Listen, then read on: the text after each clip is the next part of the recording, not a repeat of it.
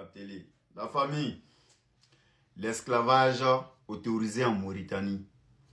Vous savez, tout dernièrement, j'ai fait quelques vidéos concernant la vie des Mauritaniens noirs pour expliquer certaines choses. Comment ils sont en train de réduire ces Mauritaniens noirs et comment est-ce qu'ils sont traités dans leur propre pays. Il y a deux vidéos que je vais vous présenter dans deux vidéos différentes que je vais faire concernant cette histoire. J'aimerais bien que vous écoutez très bien ces deux vidéos-là. Ça va beaucoup vous servir. Moi, j'aime beaucoup parfois quand je parle et puis quelques jours, les preuves sortent devant moi. Ça me rend encore plus joyeux. Ça me donne la joie encore de plus. Pour montrer aux yeux du monde entier que je ne parle pas dans le vide.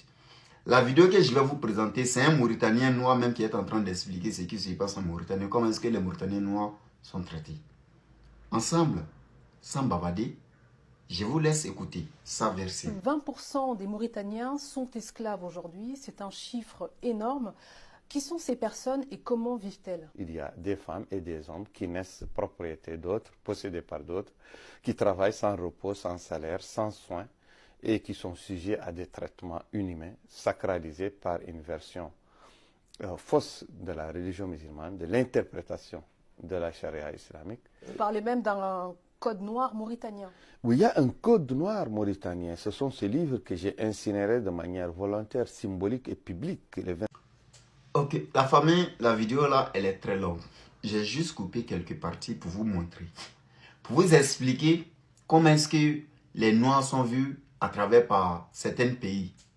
La Mauritanie, les Mauritaniens noirs que je suis en train de parler, je ne parle pas des aventuriers qui sont partis en Mauritanie. Je ne parle pas des Africains qui sont allés à l'aventure en Mauritanie. Non, je parle. Cette vidéo est dressée envers les Mauritaniens, des enfants mauritaniens noirs qui sont nés en Mauritanie. Ça s'adresse à eux. C'est eux, c'est légaliser là-bas de l'esclavage à travers par le Coran. Vous savez, cette histoire, j'aime beaucoup parler. Ces temps-ci, j'ai beaucoup ralenti à parler sur ce côté parce que la lutte où je suis arrivé là, vraiment, je n'ai pas envie de rentrer en profondeur pour faire. Parce que les Africains, de un, c'est des gens, ils n'ont pas envie de comprendre quelque chose. Alors que quelqu'un qui n'a pas envie de comprendre une chose, si tu te forces à le faire comprendre, tu veux sortir avec les preuves, tu risques de mettre ta vie en danger pour ne rien. Parce que tu mets ta vie en danger pour réveiller certaines personnes qui n'ont même pas envie d'être réveillées au fait. Le problème des Africains, c'est ça. Ils n'ont pas envie d'être réveillés. Donc si toi tu dis non, tu vas sacrifier ta vie pour les réveiller, tu perds du temps. Tu perds ton temps. C'est la raison pour laquelle j'ai tapé l'œil sur cette histoire des Mauritaniens, les Libanais. Il y a des preuves. On peut sortir avec des preuves. Mais est-ce que nos Africains même, ils ont envie de comprendre la réalité? La vérité, est-ce qu'ils veulent savoir? Parce que ça, c'est un Mauritanien noir qui explique. Des frères Mauritaniens, 20% des Mauritaniens sont dans l'esclavage, dans leur propre pays. Vous voyez? C'est pas la même chose là, j'ai expliqué ici. C'est-à-dire que ils donnent de l'argent à ces Mauritaniens noirs à aller rentrer dans du terrorisme pour aller faire du terrorisme ailleurs. Ils n'ont qu'à quitter le pays. Le peu qui reste là, on les prend comme des esclaves du salon. Des esclaves qui sont juste là pour nettoyer. Ils ne vont jamais se marier. Ils ne vont jamais faire des enfants. Donc, et maintenant, il n'y aura uniquement que des Mauritaniens blancs en Mauritanie. Et les peu de Mauritaniens noirs qui seront là et seront dédiés à l'esclavage. C'est simple. Et je vais vous présenter une autre vidéo que je vais faire pour ma prochaine vidéo. Mais Mauritanien noir aussi. Un savant, un historien, il pense que oui, il doit être historien ou quoi là. Lui-même, il explique. Même dans l'armée, ils ont enlevé tous les Mauritaniens. Il dit que même en Mauritanie, ils ont interdit autre langue. Alors qu'en Mauritanie, il y a Maraka. Les Maraka qui sont au Mali, quand on dit Maraka, Maraka. Il y a Maraka en Mauritanie. Il y a des Peuls en Mauritanie. Mais les autres langues là ne sont pas considérées.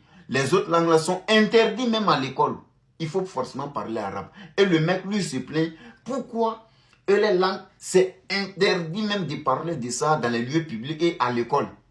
Donc c'est comme si eux, ils n'existent pas. Obligatoire, il faut parler arabe. Alors que l'arabe, ce sont les Mauritaniens blancs là qui parlent. La vidéo, ne soyez pas pressés, je vais vous montrer un à un. Ceux qui ont envie d'être réveillés, je vais les réveiller. Parce qu'on dit, il n'y a pas plus aveugle que celui qui refuse de voir. Il n'y a pas plus sourd que celui qui refuse d'entendre. On peut réveiller vite quelqu'un qui dort, mais quelqu'un qui fait semblant de dormir, de toute façon, c'est difficile de le réveiller. Donc, le but de ma vidéo, c'est de réveiller ces jeunes qui ont envie d'être réveillés. Suivez la vidéo jusqu'à la fin. Je reviens avec d'autres vidéos pour vous expliquer, pour vous montrer des preuves, comment ces Mauritaniens sont traités dans leur propre pays. Sur ce, c'était encore mon fan de Saint-Frère, le journal des informateurs, qui veut s'informer sur les actualités et la réalité du jour. Passe ici chaque soir, prends tes efforts. Bon entendeur, salut la famille.